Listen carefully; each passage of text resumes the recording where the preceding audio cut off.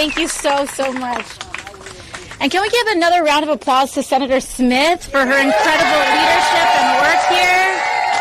It's really so exciting, and I can't say how much of a pleasure it's been to work with you and under your leadership and with your office as well. It's just been so fantastic, and this is really the core of what it takes in order to get things done in Washington, to have not just bicameral support, but support where we can unite people across regions, backgrounds, and cultures and states in order to legislate for the best of the American people. So thank you.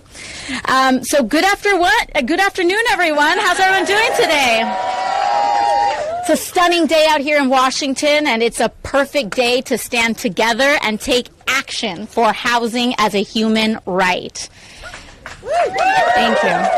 Today we are here to introduce a game-changing piece of legislation, the Homes Act. And I'm thrilled to be joined by Senator Tina Smith in co-leading this legislation. And I also want to take a moment to give a special shout out to all of the amazing folks who made the journey on buses this morning and planes, trains, and automobiles. From the Bronx and Queens and Minnesota and every advocate in between, I'm just so incredibly grateful because it is really your voices and your organizing and your effort, building power, people power from the ground up that actually can build momentum to make things like this possible. So thank you.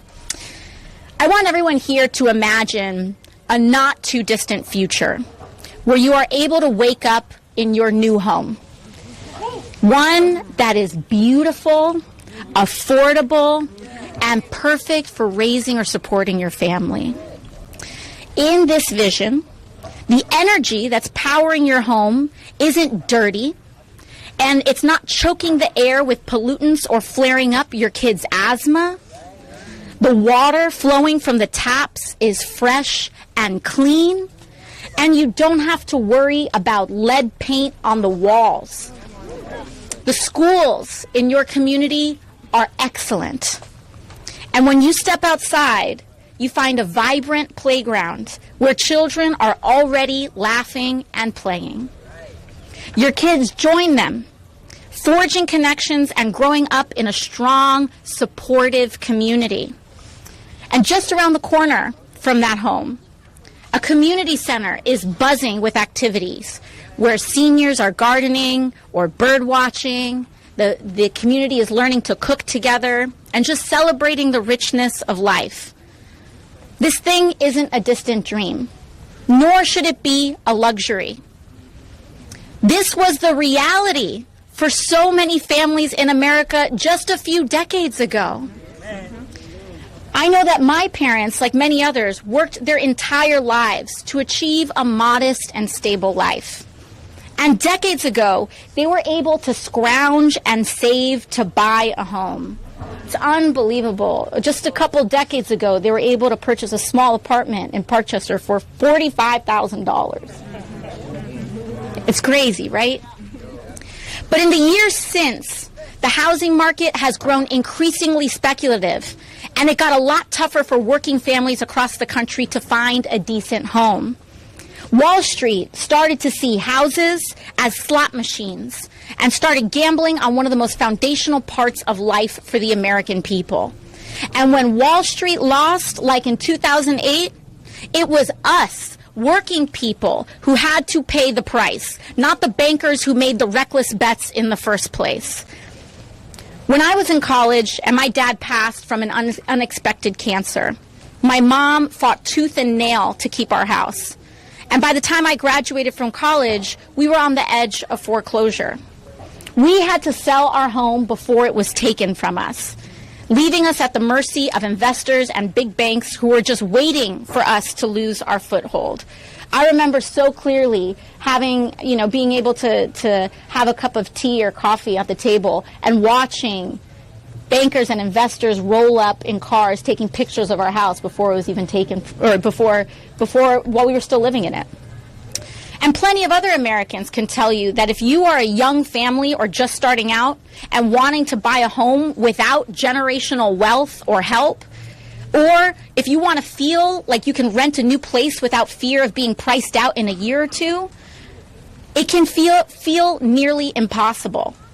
This is not the American dream that we were promised. We are here today because that is the unfortunate reality for so many working Americans. And we are here today because another way is possible, and we are here to make it happen. In New York, the average minimum wage worker would have to clock in 104 hours a week just to scrape by for a modest one-bedroom apartment. 104 hours a week. And what are they left with? A mere 64 hours to sleep, pick up prescriptions, get their kids to school, cook a meal, and maybe find a moment to rest under the roof they work so hard to keep. If time is money, we are getting robbed. This country is staring down a full-blown housing crisis, a crisis where affordable housing is slipping further out of reach, where nonprofit housing is scarce, and where Wall Street and corporate America's greed is perpetuating our despair. More than half of American renters are spending more than 30% of their income on rent, more than ever before in U.S. history. Meanwhile, private equity and the 1% are vacuuming up our housing stock and squeezing out homeowners and renters alike. Nationwide, 1/3 of all residential real estate purchases are carried out in all cash. All cash.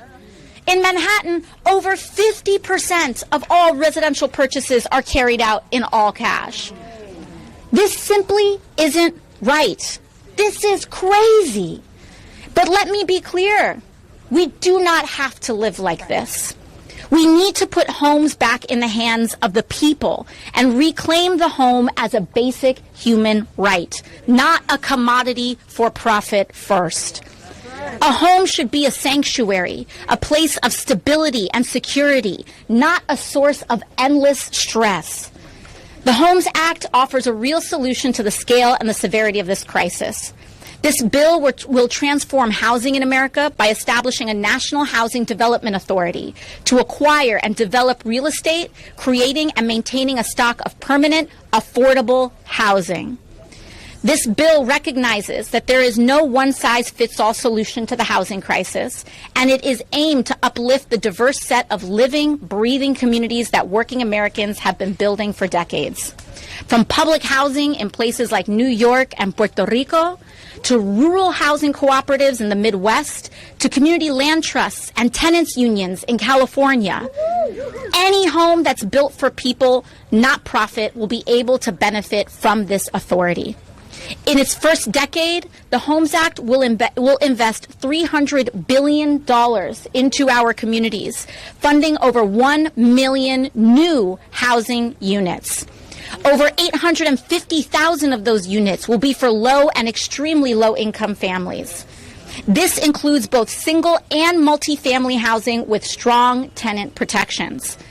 There has been a lot, yes. Thank you.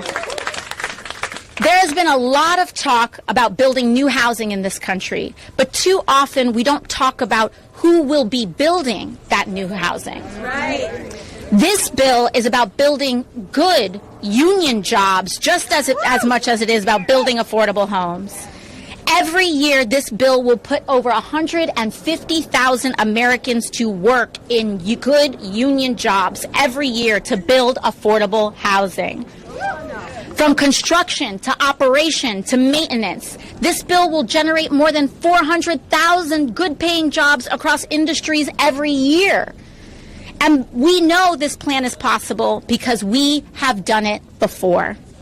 During the New Deal, President Franklin Delano Roosevelt created a development authority much like the one we are proposing today.